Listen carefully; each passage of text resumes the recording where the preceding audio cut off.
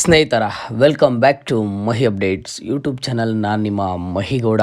ಇವತ್ತಿನ ಈ ವಿಡಿಯೋದಲ್ಲಿ ಗೃಹಲಕ್ಷ್ಮಿ ಯೋಜನೆಯ 7ನೇ ಕಂತಿನ ಹಣ ಯಾವ ಜಿಲ್ಲೆಯವರಿಗೆ ಬಂದಿದೆ ಆ್ಯಂಡ್ ಹಾಗೇನೂ ಸಹ ಯಾವ ಜಿಲ್ಲೆಯವರಿಗೆ ಬರಬೇಕು ಅಥವಾ ಯಾವ ಜಿಲ್ಲೆಯವರಿಗೆ ಬಂದಿಲ್ಲ ಅಂತ ಹೇಳಿಬಿಟ್ಟು ಇವತ್ತಿನ ಈ ವಿಡಿಯೋದಲ್ಲಿ ಒಂದಿಷ್ಟು ಕಂಪ್ಲೀಟ್ ಮಾಹಿತಿಯನ್ನು, ಒಂದಿಷ್ಟು ಕನ್ಫರ್ಮೇಷನ್ ಅಪ್ಡೇಟ್ಸನ್ನು ಇವತ್ತಿನ ಈ ವಿಡಿಯೋದಲ್ಲಿ ತಿಳಿಸ್ಕೊಡ್ತೀನಿ.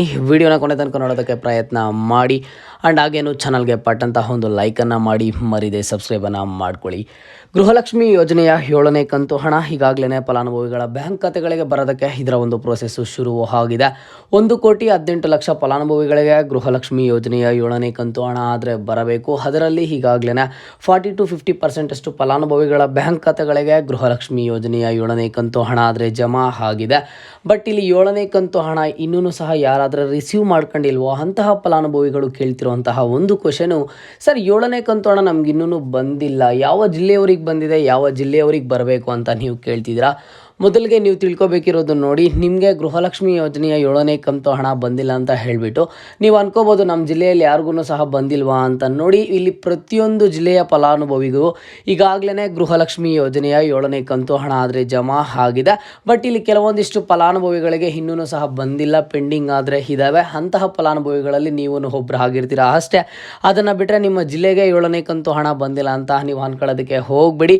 ನೋಡಿ, ಇಲ್ಲಿ ಗೃಹಲಕ್ಷ್ಮಿ ಯೋಜನೆಯ 7ನೇ ಕಂತು ಹಣ ಪಡ್ಕೊಳ್ಳೋದಕ್ಕೆ 1,18,00,000 ಫಲಾನುಭವಿಗಳು ಅರ್ಹರಿದ್ದಾರೆ. ಅದರಲ್ಲಿ ಪ್ರತಿಯೊಂದು ಜಿಲ್ಲೆಯ ಫಲಾನುಭವಿಗಳಿಗೂ ಸಹ ಗೃಹಲಕ್ಷ್ಮಿ ಯೋಜನೆಯ 7ನೇ ಕಂತು ಹಣ ಆದರೆ ಜಮಾ ಆಗಿದೆ. ಬಟ್ ಇಲ್ಲಿ ನಿಮಗೆ ಬಂದಿಲ್ಲ ಅಂತ ಹೇಳಿದ್ರೆ ನೀವು ಜಾಸ್ತಿ ಟೆನ್ಷನ್ ಮಾಡ್ಕೊಳ್ಳೋದಕ್ಕೆ ಹೋಗಬೇಡಿ. ಇದ್ರ ಬಗ್ಗೆ ಈಗಾಗಲೇ ಸಹ ಲಕ್ಷ್ಮೀ ಹೆಬ್ಬಾಳ್ಕರ್ ಮೇಡಮ್ ಅವರನ್ನು ಸಹ ತಿಳಿಸ್ಕೊಟ್ಟಿದ್ರು. ಆದಷ್ಟು ಇದೇ ತಿಂಗಳು 31ನೇ ತಾರೀಕು ಒಳಗಡೆ ಫಲಾನುಭವಿಗಳ ಬ್ಯಾಂಕ್ ಖಾತೆಗಳಿಗೆ 7ನೇ ಕಂತು ಹಣ ಜಮಾ ಮಾಡ್ತೀವಿ. ಇನ್ ಕೇಸ್ 31ನೇ ತಾರೀಕು ಒಳಗಡೆ ಆಗಿಲ್ಲ ಅಂತಂದರೆ ಮುಂದಿನ ತಿಂಗಳು 10ನೇ ತಾರೀಕು ಒಳಗಡೆ ಇದರ ಒಂದು ಪ್ರೋಸೆಸ್ ಆದರೆ ಕಂಪ್ಲೀಟ್ ಆಗುತ್ತೆ. ಪ್ರತಿಯೊಂದು ಫಲಾನುಭವಿಗೂ ಬರುತ್ತೆ ಅಂತ ಹೇಳಿದ್ದಾರೆ. ಹಾಗಾಗಿ ಯಾವುದೇ ಒಂದು ರೀತಿಯ ಲೀಸ್ಟ್ ಆದರೆ ಇಲ್ಲ ಇದೇ ಜಿಲ್ಲೆಗೆ ಹೋಗಿದೆ ಅಂತ ಹೇಳ್ಬಿಟ್ಟಾಗಲಿ ಅಥವಾ ಇದೇ ಜಿಲ್ಲೆಗೆ ಹೋಗಿಲ್ಲ ಅಂತ ಹೇಳ್ಬಿಟ್ಟು ಆಗಲಿ. ಹಾಗಾಗಿ ನಿಮಗೆ ಇನ್ನೂ 7ನೇ ಕಂತು ಹಣ ಬಂದಿಲ್ಲ ಅಂತಂದರೆ ಅತಿ ಶೀಘ್ರದಲ್ಲೇ ನಿಮ್ಮ ಒಂದು ಬ್ಯಾಂಕ್ ಖಾತೆಗೆ ಬರುತ್ತೆ. ಸ್ವಲ್ಪ ವೆಯ್ಟ್ ಮಾಡಿ. ನಿಮಗೆ 7ನೇ ಕಂತು ಹಣ ಇನ್ನೂ ಸಹ ಬಂದಿದೆಯಾ ಇಲ್ವಾ ಅನ್ನೋದನ್ನು ಈ ಕೂಡಲೇ ಕಮೆಂಟ್ ಬಾಕ್ಸ್ ಮೂಲಕ ತಿಳಿಸ್ಕೊಡಿ. ಮುಂದೆ ಎಲ್ಲ ರೀತಿಯ ಹೆಚ್ಚಿನ ಮಾಹಿತಿ ಜೊತೆ ಸಿಗ್ತಾ ಇರೋಣ. ಅಲ್ಲಿಯ ತನಕ take care and keep watching Mahi updates for more updates.